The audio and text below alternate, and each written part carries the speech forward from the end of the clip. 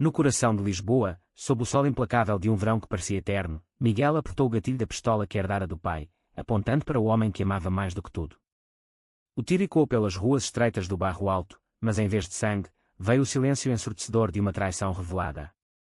João, caído no chão com os olhos arregalados de choque, sussurrou uma verdade que destruiu o mundo de Miguel. Eu nunca te amei de verdade, era tudo pela herança da tua família. Miguel Correia, um arquiteto de 28 anos, sempre soubera que sua vida era uma fachada cuidadosamente construída. Cresceu em uma família conservadora de Sintra, onde o pai, um empresário bem-sucedido, impunha regras rígidas sobre honra, tradição e heteronormatividade. Um homem de verdade casa com uma mulher decente e constrói uma família, repetia o pai incessantemente durante as jantares formais. Miguel, no entanto, carregava um segredo desde a adolescência, sua atração por homens. Ele o escondeu como um tesouro perigoso, temendo o repúdio que viria com a revelação. Aos 18 anos, mudou-se para Lisboa para estudar arquitetura na Universidade Técnica, onde encontrou uma liberdade relativa, mas ainda assim vivia em constante vigilância. Foi na faculdade que conheceu João Silva, um estudante de literatura de 25 anos, vindo de uma família humilde do Porto. João era carismático, com um intelecto afiado e uma sensibilidade que cativava todos ao redor. Eles se aproximaram durante um projeto conjunto sobre a influência da literatura na arquitetura moderna. Conversas noturnas em cafés boêmios evoluíram para toques sutis e olhares carregados de significado. Miguel, pela primeira vez, sentiu-se vivo, como se o peso das expectativas familiares se dissipasse no ar salgado do Tejo. Mas o relacionamento deles nasceu sob uma nuvem de segredos. Miguel, pressionado pelo pai a se casar com uma mulher de boa família, inventava desculpas para evitar compromissos arranjados. Estou focado na carreira, pai, dizia ele, enquanto seu coração batia por João. Eles se encontravam em apartamentos alugados, longe dos olhos curiosos, trocando promessas sussurradas de um futuro juntos.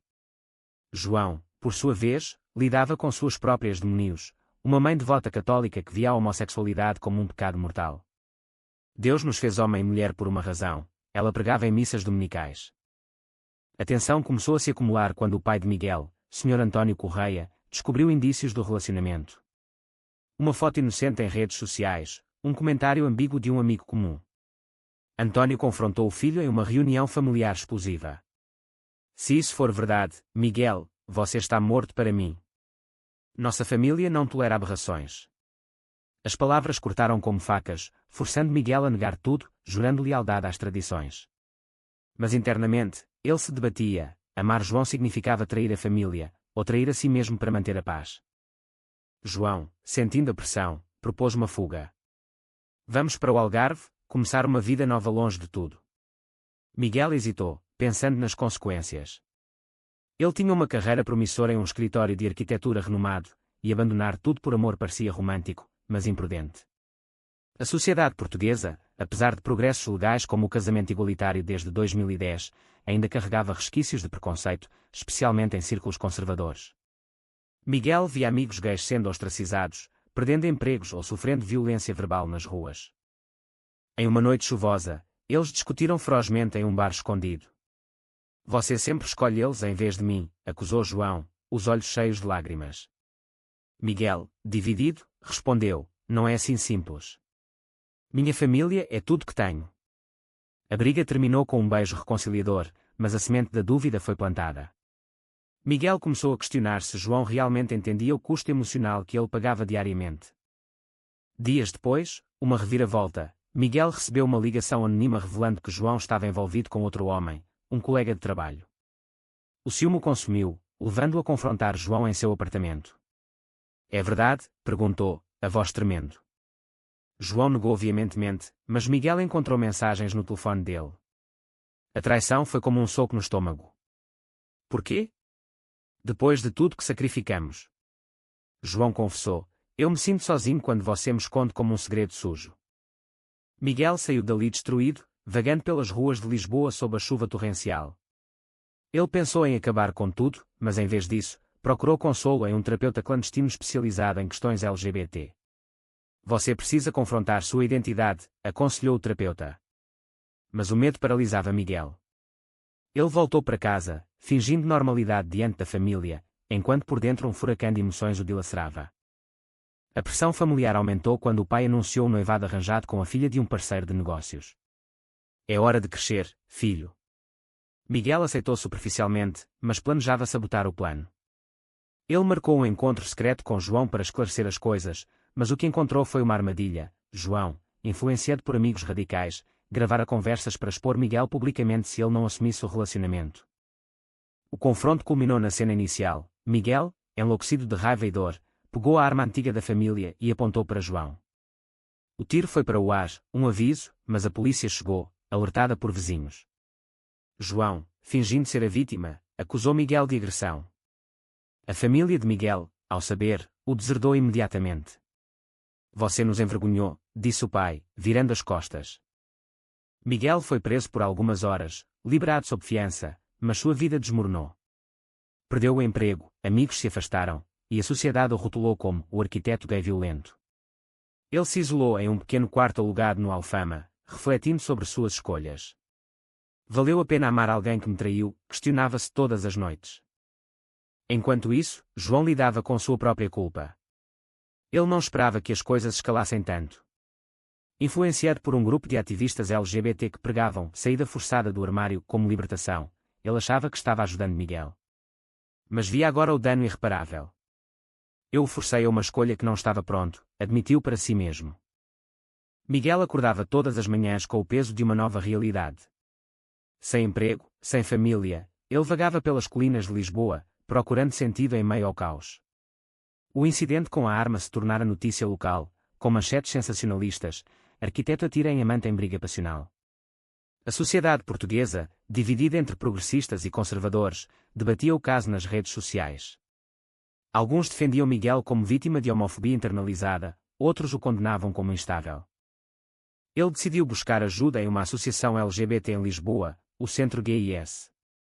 Lá, conheceu outros homens com histórias semelhantes, rejeição familiar, discriminação no trabalho. Você não está sozinho, disse o coordenador, um homem de meia-idade chamado Paulo. Miguel começou a frequentar grupos de apoio, compartilhando sua dor pela primeira vez. Eu amava João, mas ele me usou para provar um ponto. João, por outro lado, enfrentava o backlash de suas ações. Seus amigos ativistas o aplaudiram inicialmente, mas quando detalhes emergiram, muitos o questionaram. Forçar alguém a sair do armário é violência, disse uma amiga. João perdeu o emprego na livraria onde trabalhava, pois o dono, conservador, não queria escândalos. Sua mãe, ao descobrir, o expulsou de casa. Você trouxe vergonha para nossa família com esse pecado. Isolado, João procurou Miguel para se desculpar. Encontrou-o em um café no Chiado. Eu errei, Miguel. Achei que te libertaria. Miguel, com olhos frios, respondeu, libertar. Você me destruiu. Minha vida acabou por causa da tua ajuda. A conversa foi tensa, cheia de acusações mútuas. João revelou sua própria luta, crescer em uma família onde o pai alcoólatra batia nele por ser efeminado. Eu queria que você fosse livre como eu nunca fui. Mas Miguel não perdoou facilmente. Ele começou a reconstruir sua vida, aplicando para empregos freelance em arquitetura sustentável. Encontrou um mentor em uma firma progressista, que o contratou apesar do escândalo. Seu talento é o que importa, disse o chefe. Lentamente, Miguel ganhou confiança, participando de marchas pelo orgulho em Lisboa, sentindo pela primeira vez uma comunidade que o aceitava. A família de Miguel, no entanto, não facilitava. O pai sofreu um infarto, culpando o estresse causado pelo filho. A mãe, Dona Maria, ligou para Miguel, seu pai está no hospital por sua causa. Volte e peça perdão. Miguel visitou o hospital em Sintra, confrontando o pai acamado. Pai, eu sou gay. Sempre fui. Não posso mudar isso. António, enfraquecido, murmurou, você escolheu isso. Agora arque com as consequências. A visita foi um turning point. Miguel percebeu que a aprovação familiar era uma ilusão. Ele cortou laços, focando em sua saúde mental. Terapia o ajudou a processar o trauma da traição de João. Amor não deve custar sua identidade, refletia. João, em paralelo, ingressou em um programa de reabilitação emocional para ativistas. Aprendeu sobre consentimento e os perigos de ações radicais.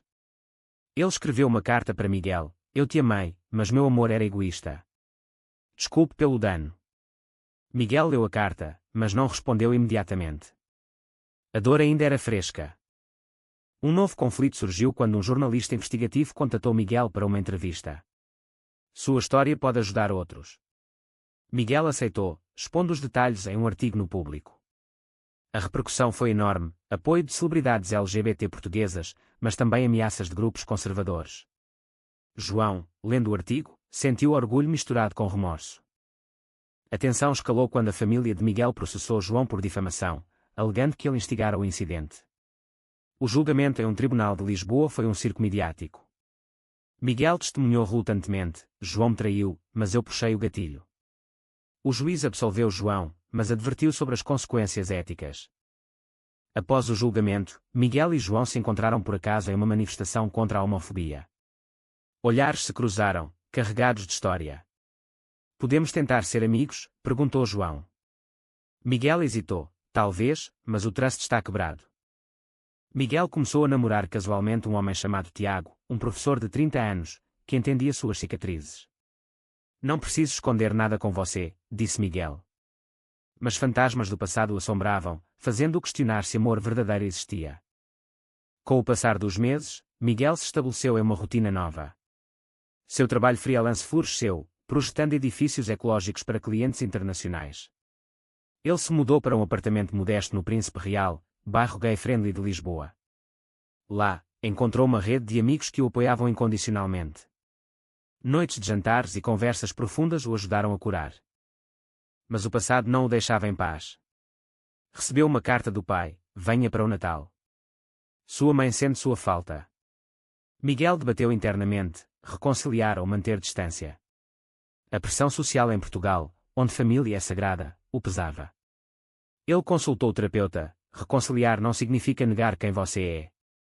João, enquanto isso, viajou para o Alentejo para um retiro espiritual. Lá, refletiu sobre suas escolhas. Eu usei o ativismo como escudo para minha segurança. Ao voltar, fundou um grupo de apoio para jovens LGBT em risco de saída forçada do armário. Aprendi da pior forma, compartilhava em palestras. Uma reviravolta veio quando Miguel descobriu que João estava namorando o jornalista que o entrevistara. Ciúme ressurgiu, mas Miguel o suprimiu. Ele seguiu em frente, eu também. No entanto, em uma festa de orgulho, eles se confrontaram novamente. Você me substituiu rápido, acusou Miguel. João rebateu: você me rejeitou. Eu precisava seguir. A discussão evoluiu para uma conversa honesta. João admitiu: meu amor por você era real, mas misturado com raiva pela sociedade. Miguel confessou: eu te culpo, mas parte da culpa é minha por não ser forte o suficiente. Eles não se reconciliaram romanticamente, mas acordaram em uma trégua. A família de Miguel intensificou a pressão. A irmã, Ana, o visitou: papai está mudando. Ele viu documentários sobre direitos LGBT. Miguel duvidou, mas aceitou um jantar familiar. No encontro em Sintra, o pai pediu desculpas tímidas: eu errei em te julgar. Mas quando Miguel mencionou sua orientação, o pai retrucou: aceito, mas não aprovo. A decepção foi palpável. Miguel saiu dali fortalecido, decidindo que família escolhida valia mais que laços de sangue. Ele se envolveu mais na comunidade, voluntariando em eventos contra a discriminação. Uma campanha nacional o destacou como símbolo de resiliência. João enfrentou sua própria crise quando sua mãe sofreu um acidente. No Hospital do Porto, ela confessou: eu te amo, filho, mas preciso de tempo para entender. João chorou, vendo um vislumbre de esperança. Ele compartilhou a história com Miguel via mensagem: talvez haja redenção para todos. Mas uma traição final veio à tona. Miguel descobriu que João havia vendido detalhes de sua história para um livro de memórias. Como você pôde? Confrontou-o. João defendeu: é para ajudar outros, anonimizado. Miguel viu como exploração, cortando contato definitivo.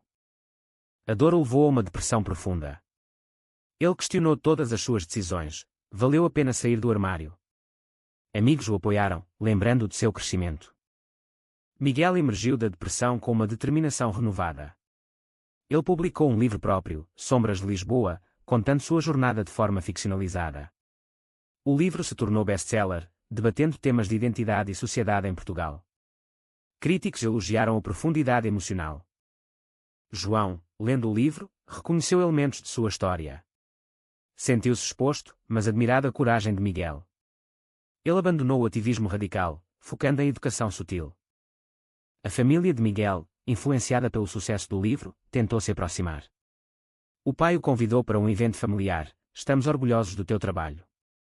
Miguel aceitou cautelosamente, estabelecendo limites. Aceitem-me como sou ou não venho.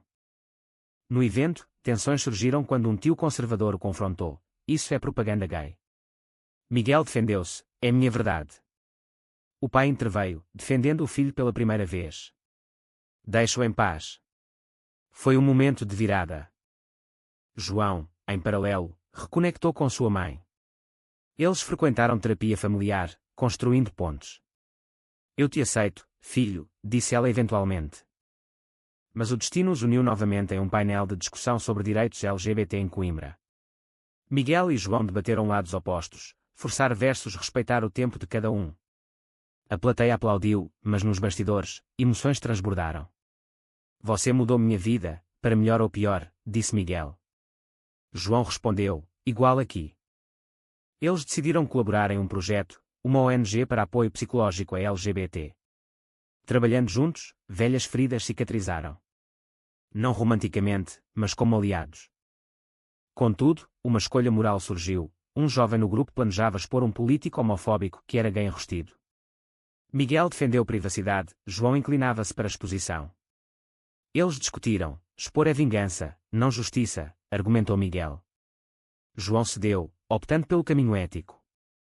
O projeto floresceu, ajudando dezenas. Miguel encontrou paz, namorando Tiago seriamente. Você me ensinou a amar sem medo. João encontrou um parceiro estável, refletindo sobre o custo de suas ações passadas. Anos se passaram, e a vida de Miguel estabilizou. Ele casou com Tiago em uma cerimônia simples no Algarve, com amigos como família. O pai compareceu, um gesto de aceitação relutante. Estou tentando, filho. João casou-se também, convidando Miguel como padrinho. Nossa história nos moldou. Eles riram das ironias, celebrando o crescimento.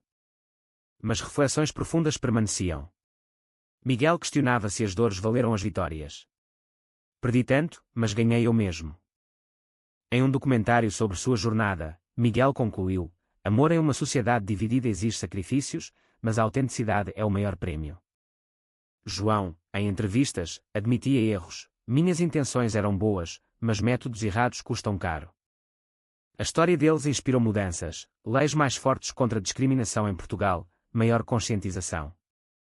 No fim, Miguel e João se encontraram em um café em Lisboa, anos após o tiro. Se pudéssemos voltar, mudaria algo? Perguntou Miguel. João sorriu, tudo e nada.